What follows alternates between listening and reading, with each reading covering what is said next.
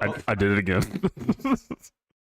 Okay. We are rusty. We are rusty. Super rusty. Welcome back, everybody. Are you on? Are you welcome back. Welcome to my room. I hope you're on. I think I'm on. So, literally, when I went in to test everything today, I was like, I forgot how this works. Oh my god, I forgot to mute. You're connected to that. Good lord. Sorry, guys. We'll get there. We'll get there. Good evening, everyone. Oh my gosh. How are we today? Apologize for that opening. It's, yeah, we see it. We see it. Thanks for the update. Thanks for checking on us. It's been 3 months, I think, since our last stream. A lot of stuff has happened. Not all good. No. You would think we'd have tons of show and tell and be like, hey guys, here's what's been going on. But it's been a lot of life stuff. A lot of life stuff going on. Brad always says it's us versus the universe, and the universe is trying its damnedest right now. Yeah, so we had to kind of stop and refocus and yeah. get back. I'll tell you, for a while there, I was taking vacations. Well, I was taking like I have all this vacation time. I was taking vacations, and on vacation, me and Brad were having like comic days and creative days and page days. And dude, we were starting to crank stuff, and then almost feels like a second COVID happened without COVID. So I don't know. I was productive during COVID at least. I man. guess, like, I worked harder than ever in 2020, but Brad may not say he's been looking hard, but guys, can you see these biceps right now? He's looking jacked, if I may say. Working hard. Yeah, his arms are working. So, how is everybody? How is everyone? Hope everybody's been good. Huge squad in the chat. Yeah, sure. in full force. Corey's here, Aaron's here, Hayashi's here, Hallowfield's here. We're all going through a heat wave, and Aaron is going through something worse. Dude, roads are melting in England. Yeah. So I learned planes are falling out of the sky. I was reading about that, and I was reading a fun fact that was talking about how, I guess, London and stuff like that, there's only like 40% of houses or something like that have air conditioning because they don't usually experience that. Yeah, where in like America, it's like 85% of houses are have air conditioners. So man, stay cool, bro. Yeah, it's hey bear. Hydrate and survive. We'll see everybody outside in September. Yeah. Well, I'd say that, but of course I've been doing my thing. Yeah, I went out and cut the grass today, and it was something else. But it felt good to get outside. I mean, good to get outside. Yeah, hey guys, how's it going? We don't really have a plan for today. It's more just like a catching up. I mean, I have a plan of what I'm going to draw. I'm going to draw Spawn. We were at the comic book shop on Wednesday, and I saw this Spawn sketch cover, and it was only $3, and I was like, why the hell not? So I bought it, and I was like, Brad, would you be free Friday? Maybe we can do this. And Brad was like, I'll make it happen. So not that we haven't wanted to, it's just, man, the stars have not aligned. Yes, we had a couple lined up, and then it would just fall apart in the last couple of days. Yeah. Which is why we don't pay a post a week in advance. Corey, you got 2 ACs? Jesus. He said it's not. He said 40% is even less. Oh, 90% don't have it in the UK. Oof. Oh, that's awful. Well, man, you guys stay cool. Hey, if you get too hot and you want to come across the pond, I got an extra room you can stay in. Yeah. It's all yours. So like I think the last time we streamed, we were talking about how Brad and I were going to do these conventions and stuff, and it seems like every convention this year has fallen through for us. So I feel like we shouldn't apply for conventions because we're a bad omen, like we're a jinx. Like if we got into San Diego Comic-Con, it would have shut down. But let me tell you guys, Memphis Comic Expo is a go, and if you have the opportunity to come, you should come because the guest list is absolutely nuts right now. Yeah. So yeah, I am going to be drawing Spawn, but I'm actually, spoiler alert, going to be drawing Spawn without his mask. So yeah, more like zombified. Our favorite hero, Gene Simmons. Gene Simmons. Gonna rock and roll all night and party every day. All right. So again, I don't really have anything to show because everything that's new that I've drawn, I've posted on social media. Minus one cover for the Tangier books because I'm still doing those, and dude's paying me. So as long as he's gonna keep paying me, I'm gonna keep drawing them. So yeah. So I'll post that up later. They seem to be selling pretty well. Yeah. I gotta say, probably because of the covers. Oh yeah. So Aaron, it's not that the conventions we want to go to are like not happening. It's just that they're not happening for us. So, you know, one of them was I was going to do a cover, and then we were like, let's not rush it. Let's push it back. So we didn't go to that convention. Stop. And then there was supposed to be one coming up in next weekend. No, 2 weeks. It was going to be in 2 weeks, and that was where I was going to have again that exclusive cover show up, and we were going to promote it, retailer variant, and that has fallen through because for some reason I keep submitting it and I can't get anything back from the company that I'm supposed to be doing the cover for, and then the guy that hired me to do it's not having any luck getting a hold of him either. So it's just a whole shit show. So we're not going to do that. So I guess now all of our efforts will be put into Memphis Comic Expo, which is going to be freaking rad and huge. And there's a few people that have already reached out to me asking about pre-con commissions and you know, if I'm going, and hell yes, we're going. Again, like we always say, we'll be the ones having the most fun. Oh yeah. But yeah, 2 tables. I don't know what we're gonna cover. Two tables. We're gonna cover them with something. I may just be laying across one to draw people in. Yeah, this Spawn cover will be on there. So, but yeah, we're gonna do Memphis Comic Expo. We'll start talking about prints, and I'll be opening the pre-con commission list pretty soon. I'm not gonna take a ton just because, you know, my time has been super hard to come by. But I will open some. So. Other than that, I'm just going to jump into drawing here, and we'll talk about whatever you guys got.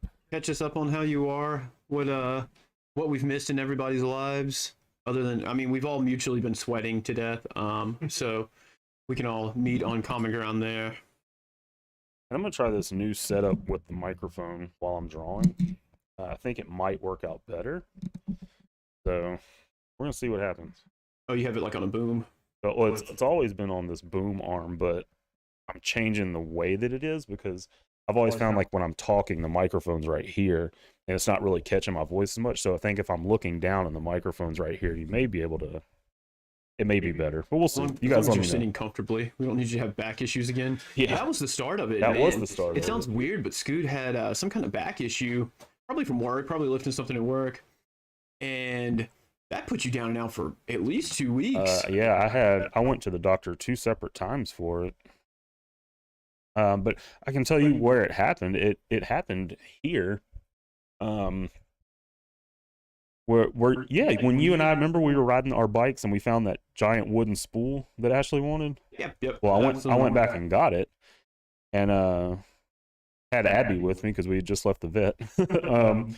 So I went and grabbed it, and it wasn't super heavy. I got it in the back of the car, and then when I got home, I went to take it out of the car, and it rolled out. Yeah. And I caught it, and when I caught it, I just caught it with the wrong angle on my back, and man, it's one of those things like they say, like if you're working out and you're doing deadlifts and you pull something in your back. A lot of times it wasn't the deadlift that did it. It was the straw that broke the camel's back. Yeah. You've probably had something that was wearing it down, and then that thing falling out just hit you the wrong way. Yeah. And just took you out, man. Well, I can tell you from work, I was my back was kind of sore because I worked too hard, but it was already kind of sore, and then that did it. Like Gran Torino, my ass is killing me from all the guys at the site. Aaron said, we're both looking well. Are we taking our vitamins, eating our vegetables? Absolutely. I've been on a pretty good diet, taking my supplements, running. I mean, guess what? Brad's been running a lot. No water weight, because if you step outside, you burn it. You got to have like a hydration pack to go to the mailbox. I'm going to zoom in on this. I have become the saver of lives at the group because it's funny, you think, these are all adults. They know they're running outside and the heat index is 111 Fahrenheit and they will show up without water. So we started bringing popsicles and cold waters and Gatorades to keep people from dying because apparently grown our run group's full of children, and you have to take care of them. But Got Papa Brad over here. yeah, so you gotta take care of them. Don't not Papa. Come on, man. Ain't that old. Since we last saw everybody, there has been I say saw, like I can see you guys' faces. Ah. You live in my minds, everybody does. Hey, But, stream saved us during lockdown. yeah, Got to hang out with people. there's been a lot of media content that has hit. Brad and I were just discussing Thor, which I haven't seen, and Maybe. I don't plan on it, but we'll keep that one shelved. Yeah, there's some stuff that's super spoilery. Yeah, so some people may want to go see it. But... Regardless of how you feel about something, I feel like super recent things we don't talk about unless we were doing like today we're drawing Thor, so it's like all bets are off. Don't come into the stream if you don't want spoilers. It's kind of like when we did Deck the Malls. Yeah. Which you should have shown that. You found your so in Deck the Malls, we were I got it right here. We mentioned Scoop met Ray Park and we couldn't find the picture. Show it off. Here's the picture. So this is when Scoop met Ray Park. He was such a swell dude. Look at that part down the middle. 1999, baby. That's good stuff, guys. Good stuff. Puka shell necklace, maybe. I don't know. That's a Dragon Ball Z shirt on, though. It's not. It's not? It's a Walmart Dragon shirt. Oh, okay. Close enough. Yeah. So that's. I don't even. What grade were we in? I mean, that might have been 7th or 8th grade. So it was 2009, or it was. Excuse me. It was 1999 because it was right after the movie came out, and I remember because I was waiting to take Scoot's pictures, and Ray Park was such a sweet guy, and he offered me some candy that I looked like I was needed a little pick me up, I guess. I was like, no, I'm just here to take my brother's picture. Same year I met Chewbacca, and he was mean to me. Yeah. but yeah, it was that was definitely cool. Yeah. Met Ray Park. He still seems to be like, I told Scoot to throw it up and tag him because he loves sharing stuff from his fans. And good Lord. But it was he was cool. He had the biggest damn showroom at the place. Yeah, he was. And the line was winding like throughout the entire showroom and then out into the hall. I mean, we probably had a good 2-hour wait for him. Yeah, he was incredibly nice. Took his time with everybody. Really, really nice. You know, wasn't just signing people and casting them away. Because he'd done that. He'd done Toad. Those are the only two things I knew him from at that point. Yeah, and since then he's done more, but that was the Headless Horseman. Headless Horseman. Yeah, he was obviously most popular for Darth Maul. Yeah. And they should bring him back because we'd be happy to see him. Oh, Ann said it was 2000. 2000. Wow. Close enough. Yeah, that was 22 years ago, everybody. Some of you in the chat. Some of you weren't even born yet. Yeah. She was like 4 years out. 2000. That was Wizard World. Annie, did we Did we meet Michael Turner that year? Or maybe I know you met him, I think, before us, but was he there that year? He might have been. You could still get on an airline carrying fingernail clippers. That's how old that was. Pre 9/11. It sounds weird, and we don't need to get into it because it's verging too close on politics for me. But there's a very large delineation between 2001 and beyond, and how things changed. And it's interesting to think about how it was then.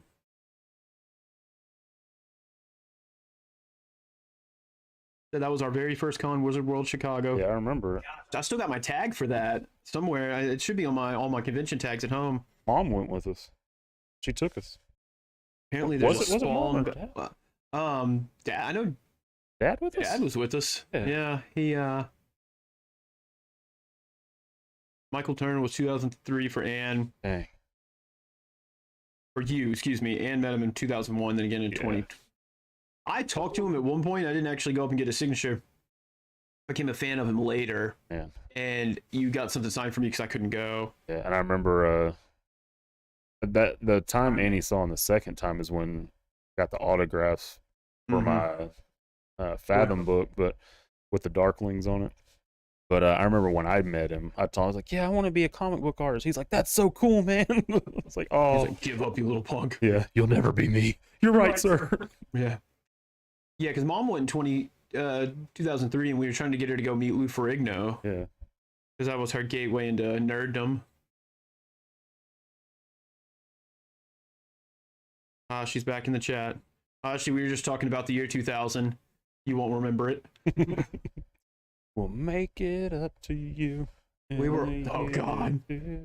We were all so scared of Y2K, but also pumped for Attack of the Clones. Yes.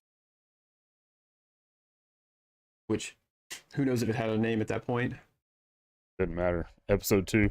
I think when those movies came out, we called them episode 1, 2, and 3. I still usually do. Yeah. And it's even like, I remember staying up and watching E! Entertainment when they used to do like the nightly show. I don't know if they do now because I don't watch TV. But they were, the big thing was that they were going to reveal the name of episode 1. And we're waiting, like thinking they're going to do a whole thing. And they went through all this stupid crap I don't care about. And then right at the end, they're like, we're getting to reveal. It's going to be, and they showed the poster like, episode 1, The Phantom Menace.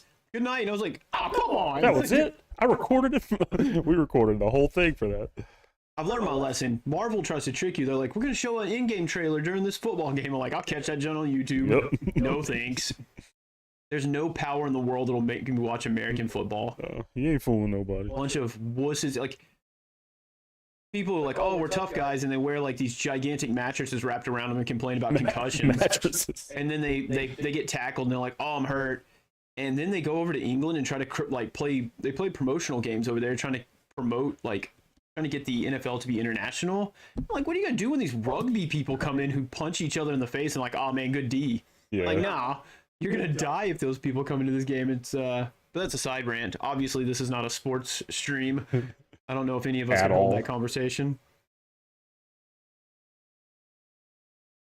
Bear said my birthday date. I don't know what he's referring to. What did your birthday did, Bear?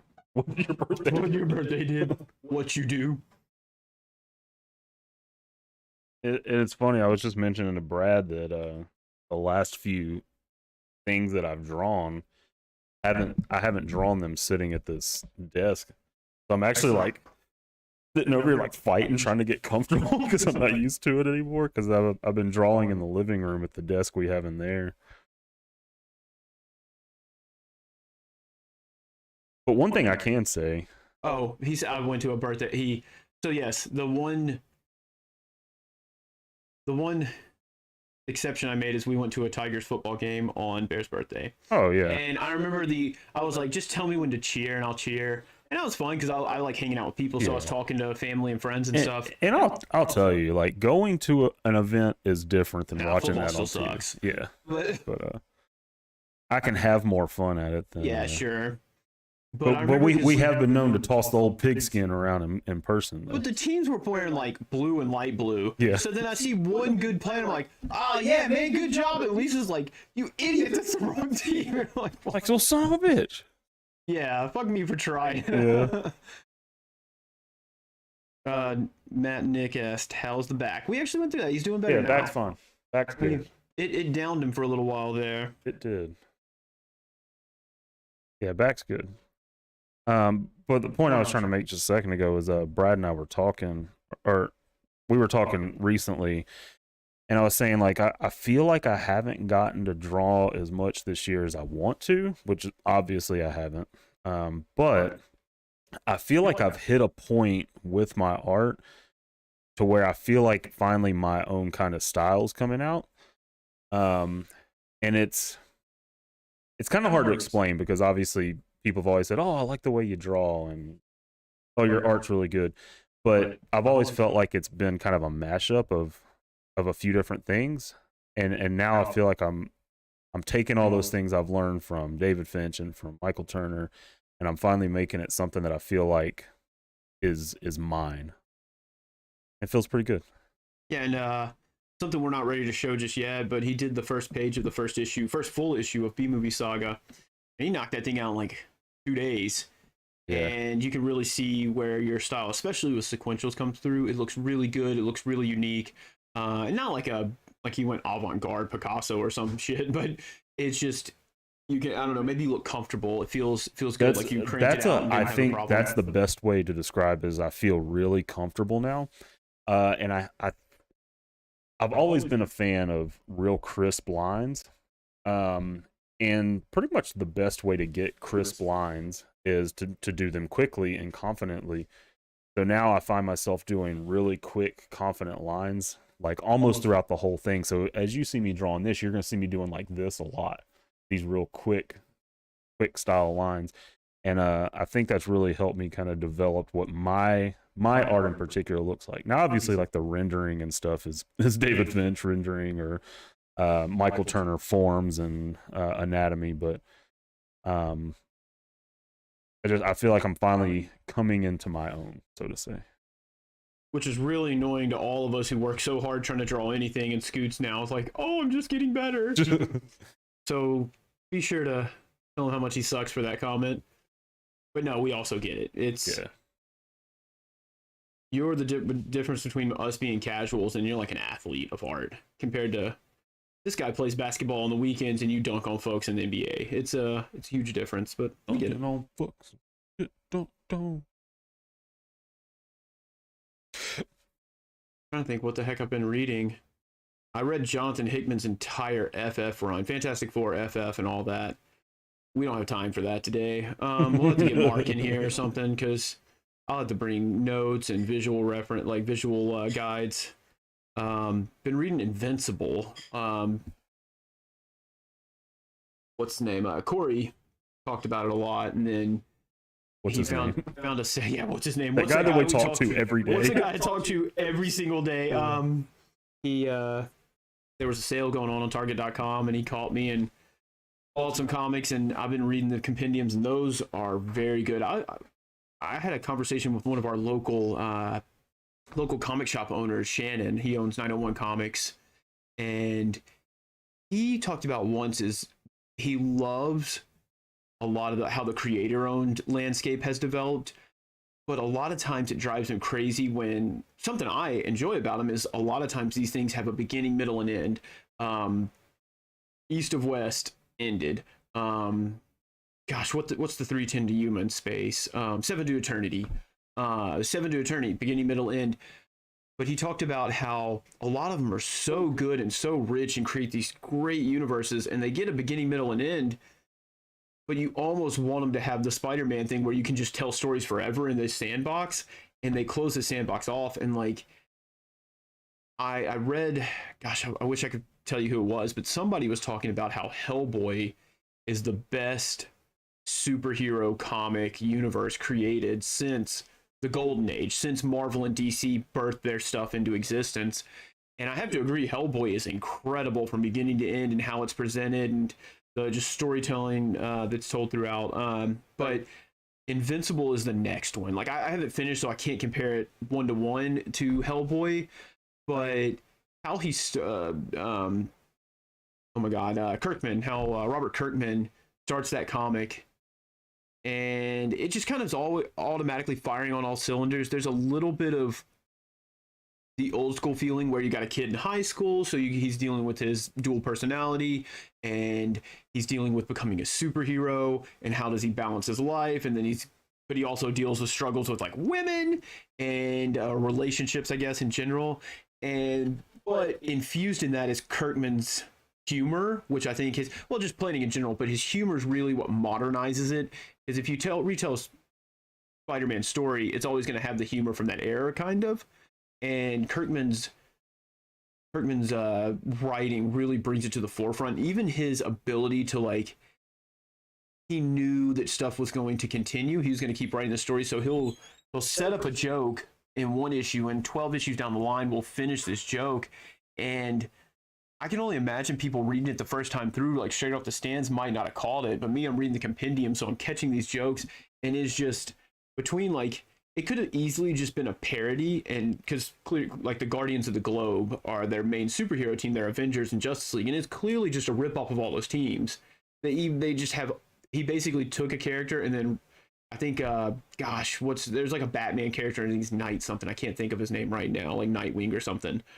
But it could have easily been like, these are just throwaway characters, and he's just making a joke and a parody. But the storytelling is just exceptional. Like, the whole, like, everything that happens with Invincible, Mark's dad, and how his mother and him deal with it. That's something I think that, like, something Marvel, for example, because of course we read more Marvel, is they go through these incredibly trauma-inducing, life-changing events that should just ruin them for the rest of their lives, and then by the next writer who comes in the next series, they're usually cured. And that's not. Mark is dealing with everything that comes with all the stuff he's dealt with, and even stuff with his dad, stuff with his superhero career. And so I think I'm like about 30 something issues in, and we're still dealing with the fallout from all the stuff from the first 6 issues, which, given especially the time scale, because it's only taken place over about 2 years so far, 2 or 3 years. So it's very interesting and very rewarding how he doesn't cheapen his characters by just throwing them out. And then there's always stuff going on in the background where he is just spinning these webs and these threads, these story threads, that while he might wrap up one, like if he wraps up one story, there's 14 other threads he can pull from while also juggling all these other ideas coming in and out. So it's a very, very effective and enjoyable storytelling, especially somebody who likes the long game. It's not long game like Jonathan Hickman, where you have to remember somebody's blood type because it's going to be relevant in 50 issues, but it's enjoyable for somebody who has stuck with the series. Oh, now, granted, I didn't. I just picked it up in a big compendium, but I feel like anybody who read that story from beginning to end, he never cheapened his fans. He always gave them a payoff and rewarded them for coming back. Aaron says, I'm the worst person to ask about comics right now. Since I left the shop, I haven't read much at all. Yeah, well, one thing that happened since the last time we streamed was Free Comic Book Day. Everybody have a good Free Comic Book Day?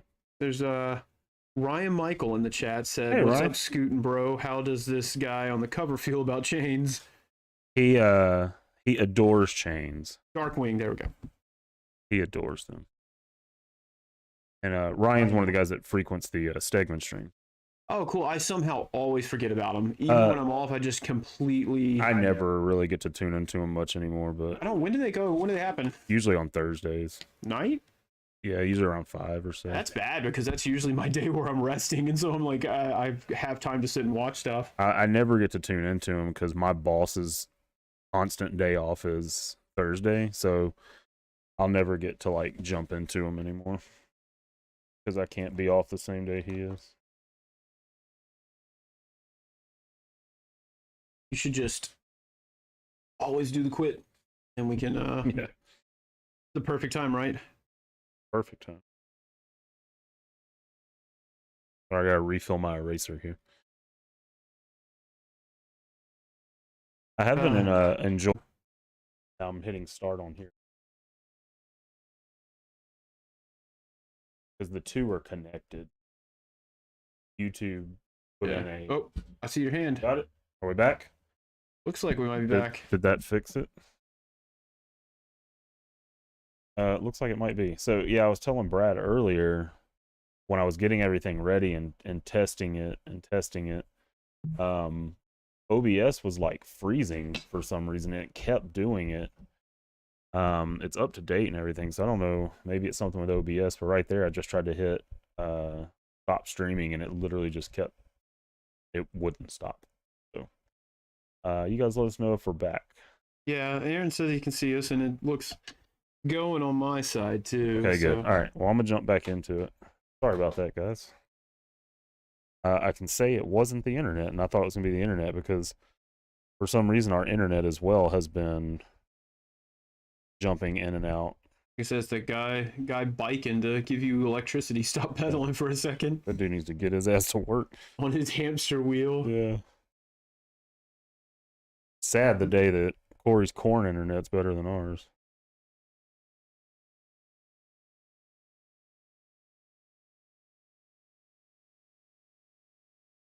He said Ashley streaming too much bandwidth.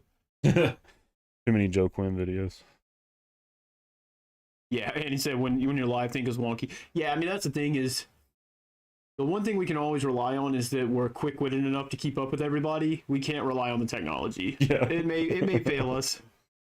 So yeah, you just do what you can. Yeah.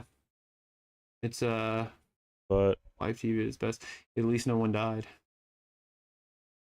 Cool. Yeah. All right. Well, we're back. Yeah, thanks for not leaving us. That's gonna be our 30-minute stream. Yeah.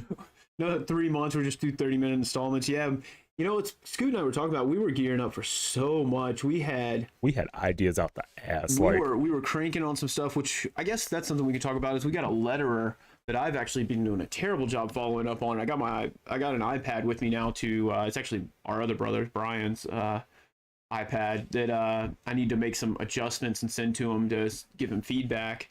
But he's lettering, and as soon as Daniel finishes the last page, he's going to letter that, which only has 2 bubbles on it, and that'll be almost good to go. It's not going to make it for Expo, I don't think, but unless we find somewhere really close that can pump out stuff very fast. But yeah, we were doing that. We were gearing up for. I think we were waiting. We had an entire episode. We were going to do an entire stream that was going to be Brute Studios. So it was going to be all original characters, us talking about story ideas, stuff coming out, things we were revving up for.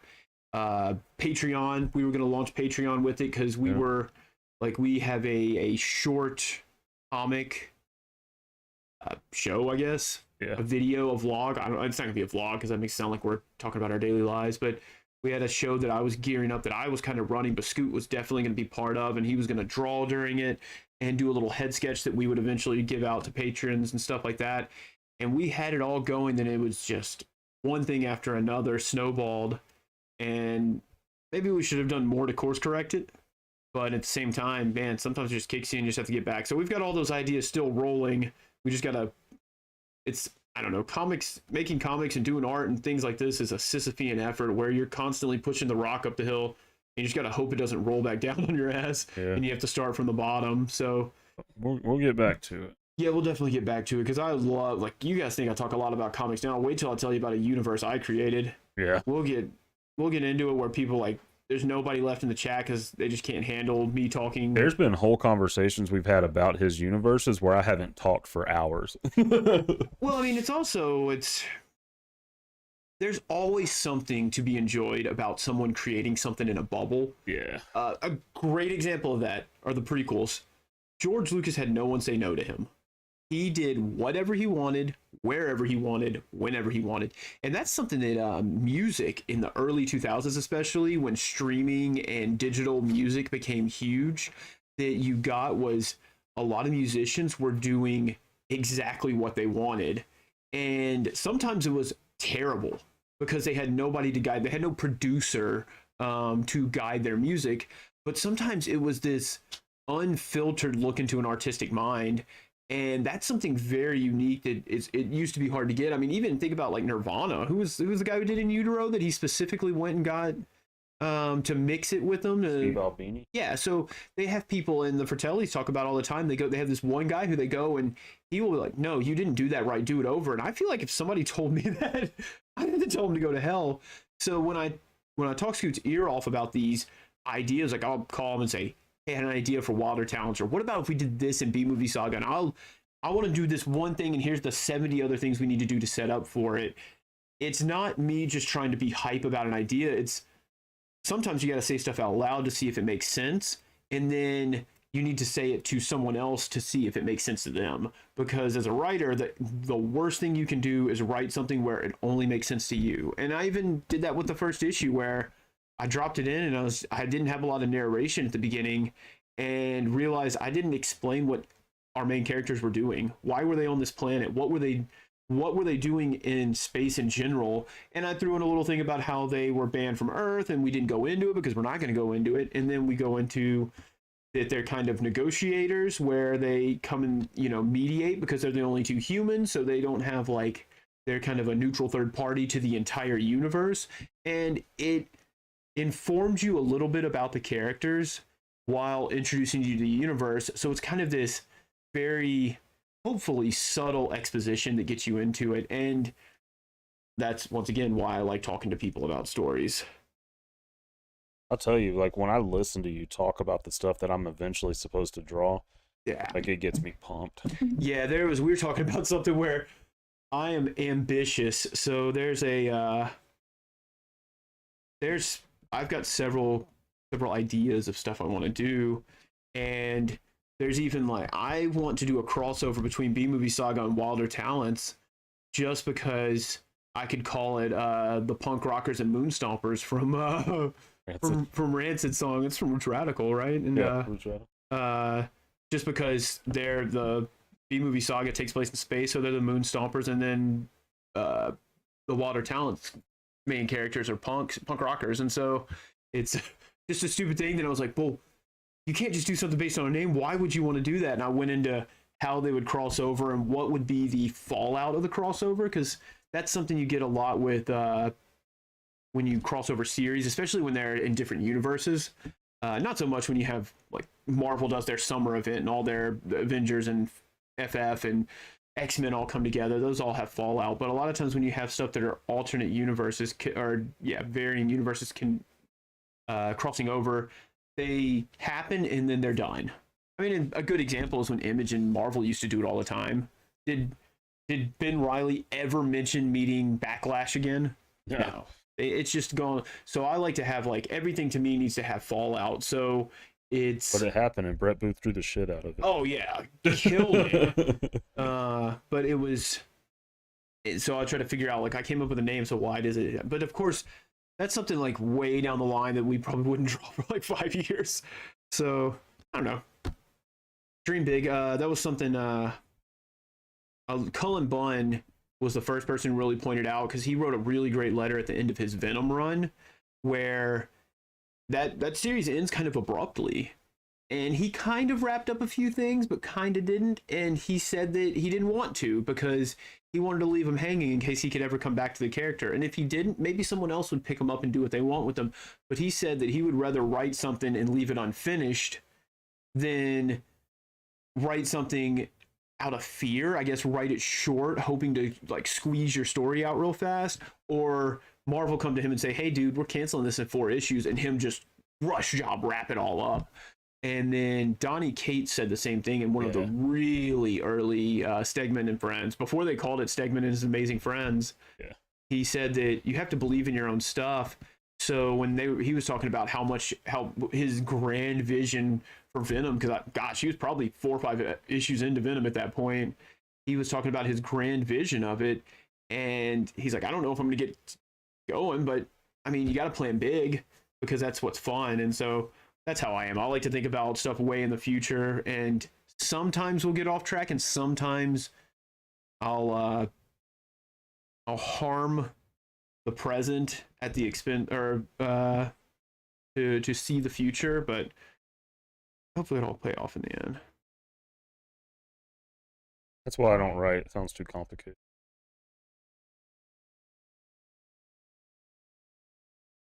And Aaron said Brett Booth just puts pencil down and makes gold. He's not Dude, wrong. You are so right. I can only imagine how cool it'd be to ink him. And he does these. Oh, word.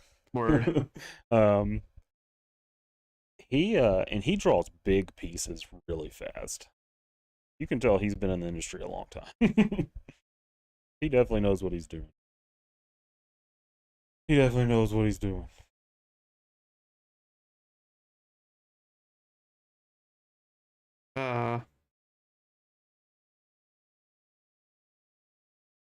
Sorry, I was answering text. I shouldn't be doing that, but who are we kidding? We're not professionals anymore. Yeah, we're just hoping we can string this thing together. Yeah. Bon Jovi stream. We're just living on a prayer. Yeah, I don't know. Keeping up with Kate's, you and Corey may not be doing a ton of art, but you and Corey's original characters for Vanish were really cool, especially when Corey threw them together. Looked like he actually meant it that way. Let me tell you that that one I did of Oliver Harrison, like, I'll show it to you in just a second, but you can probably see it's incredibly sketchy. Like, I literally drew that in the waiting room of the hospital we were at, and it was just meant to be that. It was just meant to be something I could just throw down and see if I could finish it before they call me back. I did, dude. What he did with it was stellar. Like, he took those shaky lines and those the real quick, just doing this real quick, and just made it incredible. It's Dude keeps joking that it's making him lazier. or as Mrs. King put it, it's the first time Corey ever made somebody looser. Oh, thank God he's got a good sense of humor. Big jokes. Have to for the carnival that's been his home renovation. Yeah. The fact Corey hasn't killed somebody over that home renovation shows he is. I think that's an instant pass to heaven. Because I would have stabbed somebody already. Shows he's too good a dude. But yeah, it's fun. We every time Corey gets a little it's an incredible joke, thank you. I heard that in my head because Scoot was like, man, I'm gonna make my pencils looser. I was like, oh yeah, here we go. Yeah, here we go. I did say that. Scoot threw me an alley-oop and I jumped off a trampoline to dunk that thing. But no, it's one of those things where we love everybody. Anytime we get to see anybody doing in our little comic circle doing something cool, and it was even cooler because something fun about knowing Corey and talking to him every day is we knew about all this stuff before everybody else, so we had kept a lid on it. So we're true friends. Yeah. When Corey goes into his kingdom, he's gonna remember us. I just realized I dropped that Corey joke, and he's probably taking care of his kids, and he's not even here. Damn it. We'll just have to drop it in the chat. He said, you had a ball on a rope over the hoop. Yeah, Brad went full body into the net. Yeah, oh man. I had a bungee cord securing me to the ceiling. Did a front flip. Do a flip. I'm going a little exaggerated on Spawn's teeth here, but I think it should be okay. Really, such a grounded, It's such a realistic down-to-earth character. I love the way Greg Capullo draws Spawn, and he draws him like he doesn't give a shit what happens, and that's what I love. That's the Spawn we like. Obviously, you had Spawn issue 1, and yeah, I think I collected up through like issue 25 or something. Brad was the Spawn collector in our group, and I really can't believe I did. That was such a mature book for that age. But you also know what? Like looking back, when I was older, I didn't realize that Todd McFarlane became just the inker. Because a lot of the stuff that I recognize now, when I'm like, "Oh, that's Spawn," it's Greg Capullo. Like now, like this issue right here, it's the first issue just reprinted. But I was looking at it, and I was like, "Man, it's incredible how different Greg Capullo's Spawn is from Todd McFarlane's Spawn, while both being incredibly amazing." Yeah, I kind of regret when I was in Miami and I went to Tate's, that gigantic comic store. That place is awesome. Which I thought, I went through that store pretty fast. And I was like, oh, this wasn't as crazy as Scoot thought. And then I found the back issues and I was like, oh my God. There's so many. And I was just like sitting lotus on the ground, going through comics, trying to find stuff. But I bought McFarlane's variant where he did the homage to Chadwick Boseman. And I bought one for Dwayne. Didn't buy one for myself. Stupid. I don't know why. Yeah. Stupid. I don't know what I was thinking, but yeah, it's a great cover. And that's the thing is like, Todd McFarlane still got it. He can still draw it if he wants to. And the fact that he inks or does anything while he's the CEO. Have you heard him talk about his inking? Like, he tells people, like, I don't know if you've seen it, but there was a cover that Mark Silvestri did for one of the recent issues of Spawn. It may have been King Spawn or Gunslinger Spawn. I can't remember. But anyway, Spawn was on a horse. Mm-hmm. And first of all, drawing a horse is not easy. If you've ever tried to draw a horse, it's not easy. But basically, Todd McFarlane told Mark Silvestri, he goes, "No, don't worry about putting all that flair. I'll add that in ink."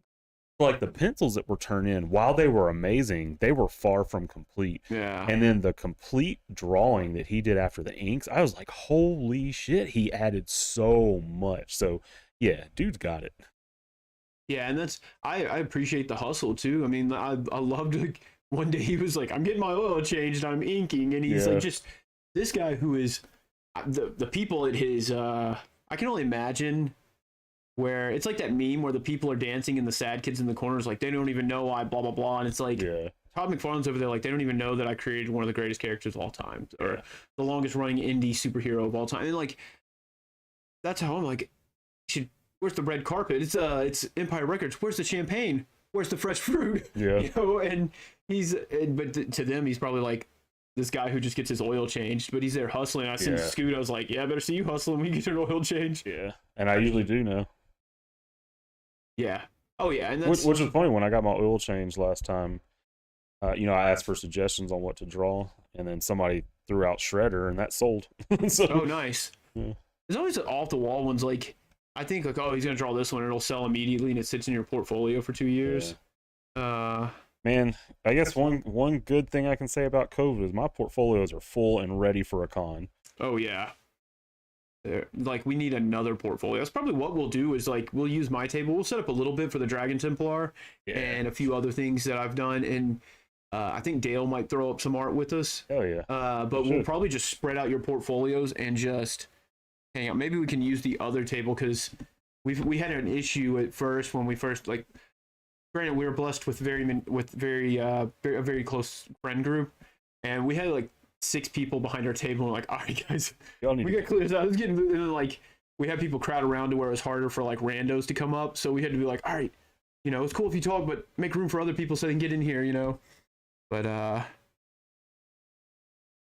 so yeah, we'll have room for people to hang out and room for Mark to hide all of his swag he buys. Yeah. Man goes nuts. I want a little nuts on Free Comic Book Day this year. Got a bunch of the Doctor Strange back issues I needed. Yeah, when I bought those Invincible books, like, man, I should have brought a picture to share. I redid my comic shelves again, and they are magnificent. All I did was add a little back support to every shelf, so all I have to do is push the books up, but it makes them all so flat and beautiful. If you guys don't know, organization's one of my kinks, and so coming in every day and looking at them, they're so easy to dust, so easy to display. But I bought a decent amount on Free Comic Book Day. I didn't do my worst ever.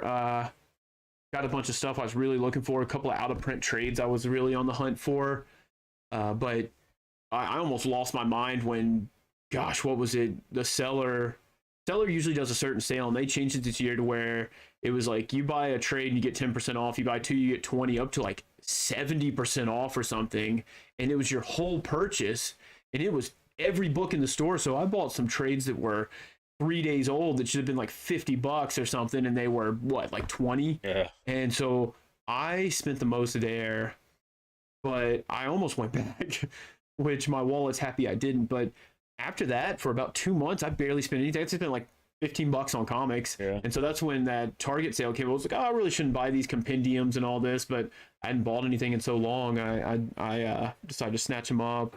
Yeah, I'll say this year has been the most I've been to our comic shops and probably ever. Corey, you'll have to go back and hear the joke. It won't be funny a second time through. Oh, I thought you were in the chat. Now I feel bad for taking a pot shot while you weren't listening. He's out there being a good dad. And we were actually, it was playing off of a compliment too. Yeah. We complimented you and then we burned you. We had a box with a stick and we had a compliment under it, and Corey ran under it. We pulled the damn stick out and dropped the box on him. And straight Charlie Brown's your ass. Yeah, pulled the football right out from under him. Good grief. Good grief. This is coming together nicely. Yeah. Should be able to, I mean, are you going to like tether his cape or? I don't know. Maybe. We'll see. We'll see what I'm feeling.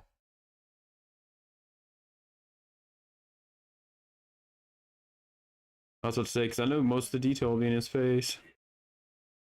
And that's where I want to spend most. Somebody catch me up. I remember he used to have that rolling counter that was like his power meter or whatever in the comics. Yeah. Is that still a thing? I'm so, like, maybe I need to one day get the compendiums of this and go here through it is, right here. Yeah. 9999.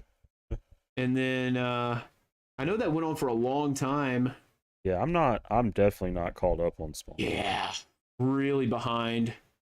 And then McFarlane toys. I think we got more into the toys for a while than we were the comic. I'll tell you right now, every time I go to a comic shop now, I look at Corey's name in those books. Oh yeah. It's cool. It's so cool. Ashley did a little video the one we were at Wednesday. Yeah. Took a picture of Corey's name, and because the Tandra books were on the shelf too.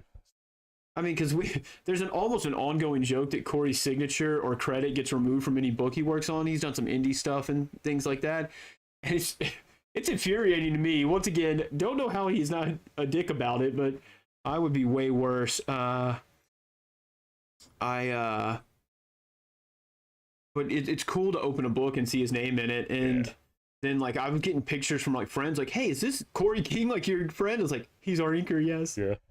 I still claim him. He is our friend. We have him on retainer. God. Yes. Yes, he is our friend. Yeah.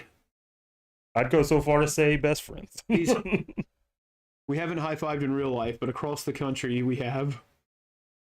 But no, it's super cool. And then like I liked it, all the Instagram posts included him and stuff. So it's very cool to see people getting support and a little surreal. Like, hey, I remember when this guy was just bugging Scoots for scans and stuff. Yeah, we went to a comic shop on New Comic Book Day when we were in Houston, and I went there and I flipped through and I'm just like, yep, Corey's in Houston too. Oh yeah, worldwide. Yeah. Yeah, Gunslinger, that issue of Gunslinger Spawn, like, they're like, why did it sell so much? Just like, all of what in theater, I believe it's called a clack, when like you have your opening night and basically you give out all the tickets. You have like, you give all your cast tickets to give to their families, and you give them to all the reviewers, and you give it all that stuff so that you can pack the house on the first night.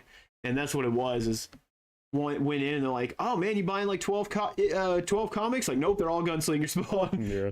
Just the one. I mean, you have a giveaway? No, just gonna keep them on the wall. I need one for the front cover, one for the back cover, one open to the credit page, one open to the 2-page spread. You know, you gotta have the whole like 24 by 36 frame on the wall for Corey. And I think he's got a pretty cool print he's framing up too. Or his wife is framing up for him. Oh, Corey said he did 2 pages. They didn't say which. We knew. Yeah. It was a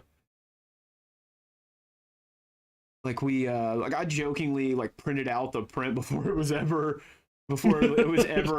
allowed to, and I put it on my fridge and I sent it in the group chat with us, and I was like, I'm so proud of Corey. It's like there's a sarcasm and joking, but it was also just super cool. Seeing the email, Todd was really impressed by your work. Like, oh god, he's made it. Todd. It's like, I know what he's talking about. Again, it's that part in the office. Okay, guys, it's happening. It's happening. Stay fucking calm. Stay calm. Yeah.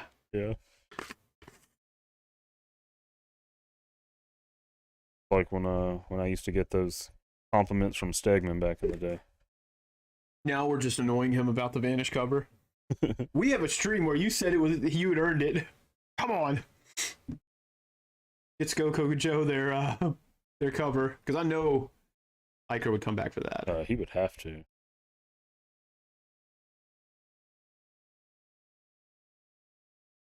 Oh, main camera frozen. Rip, son of a bitch. I think we're still wiggling. This is what I'm talking about. Yeah, like, because you can see it's moving Maybe at the bottom. Is there an update? I don't know. There's not. I went and checked for an update earlier, so hold on just a second. It's probably going to disappear and then it'll come back. And watch it not work. Oh my god. And we'll just have to, I'll just hold the paper up for you so you can draw on the make it. We'll bring the Brad cam out. See, there it goes. I don't know. It's been doing that and I don't know why. What's Jack Sparrow's line from Dead Man's Chest? Complications arose, ensued, were overcome. We'll figure it out. Corey, yeah, first time streaming, yeah. Feels like it.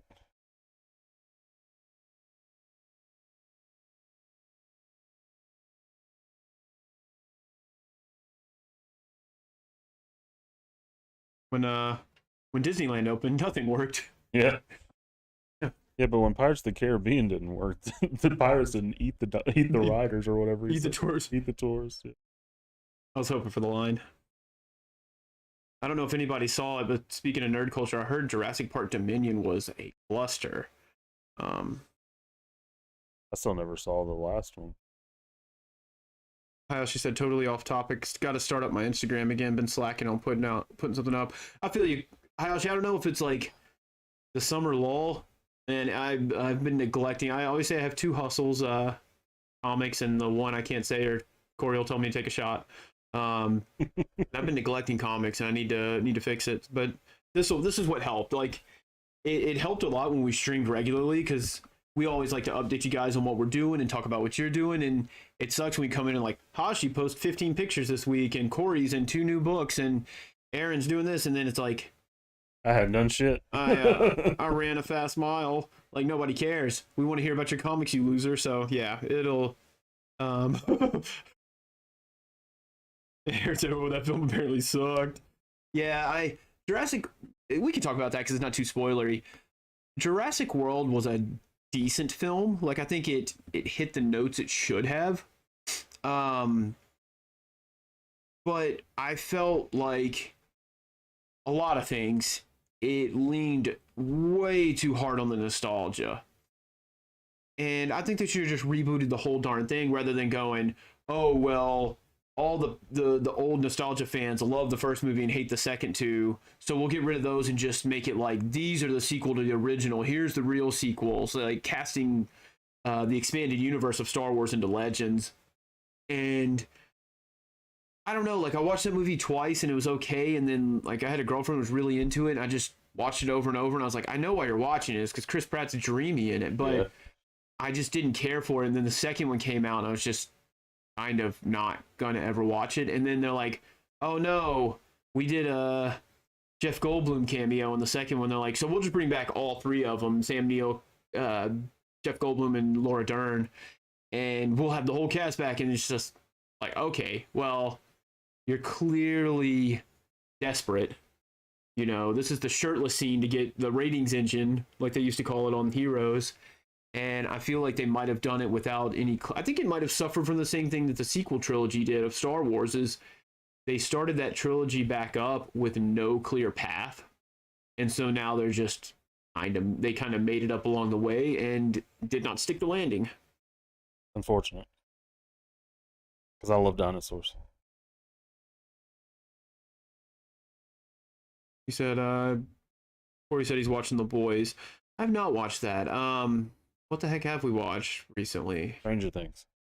I haven't watched the second volume. I watched, I had Justin, my friend, my BFF Justin, got me watching Love, Death, and Robots.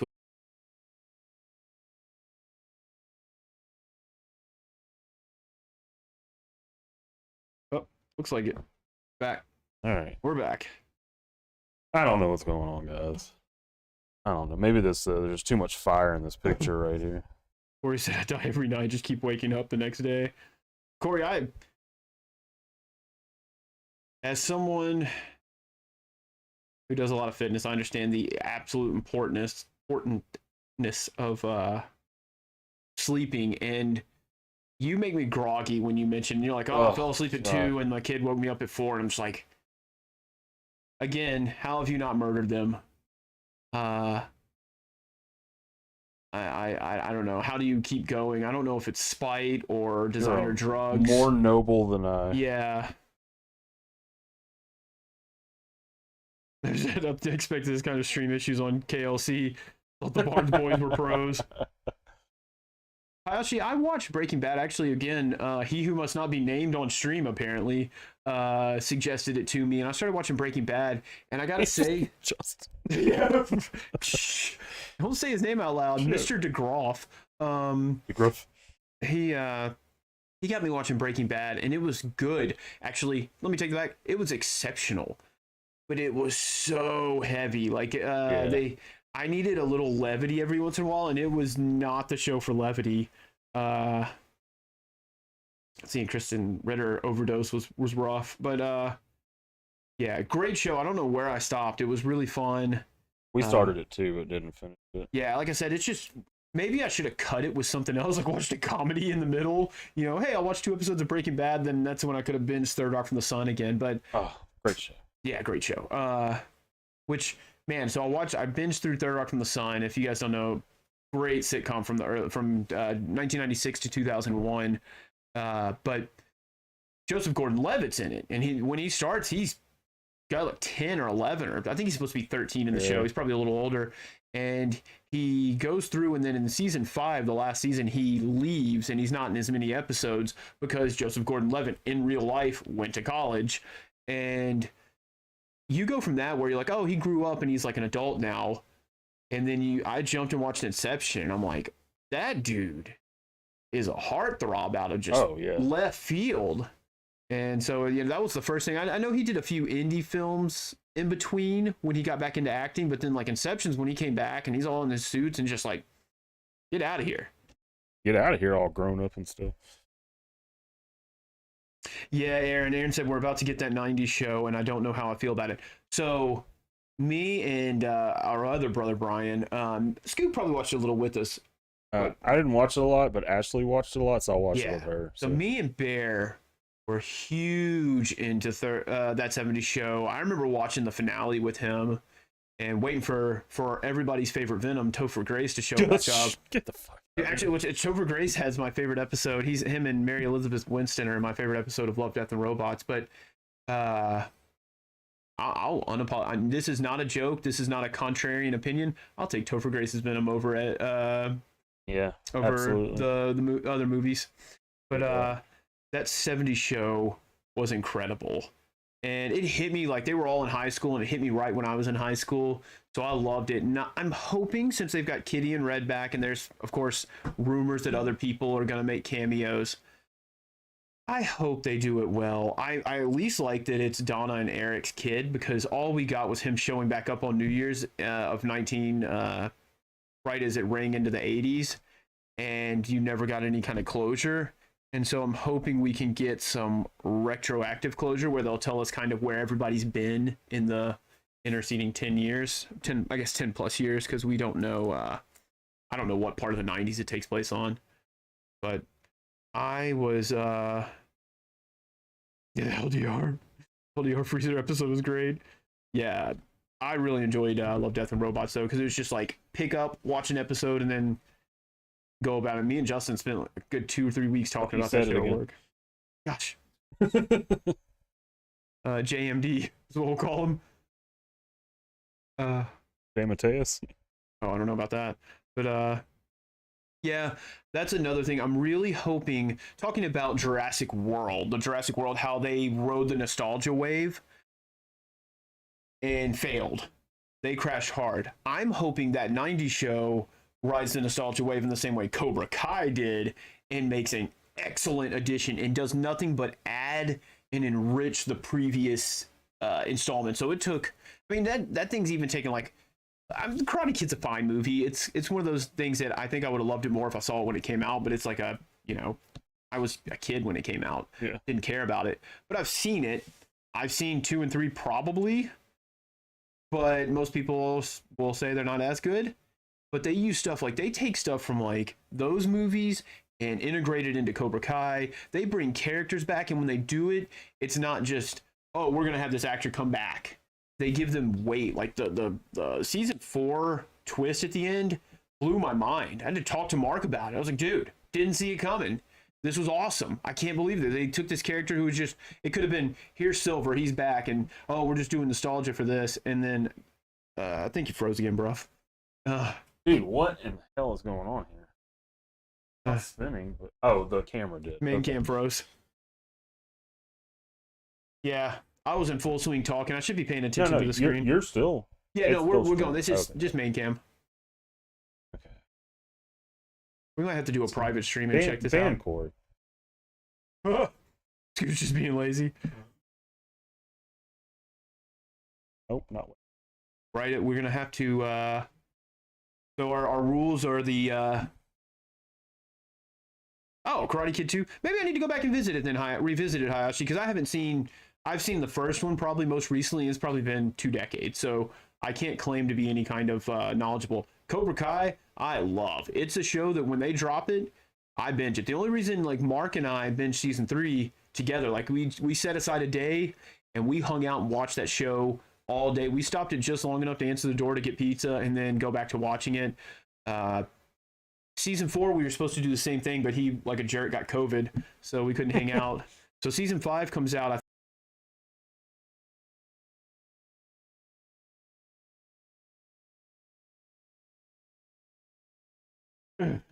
We back?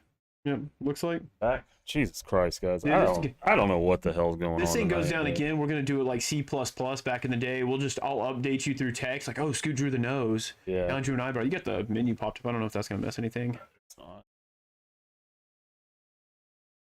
But yeah, it's This is so dumb. yes. There was an attempt made. The one thing I don't agree with Yoda on, we try. And I don't know what it is. If it's not our internet because that's still working. So it's something with OBS, and I don't know why. OBS Wan Kenobi not working. Got to get his groove back like a TV show. I guess, but we don't want to do too many spoilers. But we got a lot of Star Wars fans. How'd everybody like the Obi-Wan series? I actually post really interesting short story non-spoiler reviews that I appreciate because I look at his story to support his art, and I'll see a review, and for a while I'd skip them. But I read them now, and it's usually just like, it was awesome, woo, you know. So, I was actually gonna say go back to the Instagram Live. We might need to jump ship, but yeah, I'd be interested to hear what you guys thought about Obi-Wan in general, without spoilers. I guess we can talk about it without spoiling. Yeah. I loved Obi-Wan. So Aaron says, dude, I loved Obi-Wan. Couple of rough points, but I loved it. Yeah. Agreed. We talked Agreed, about yeah. that too.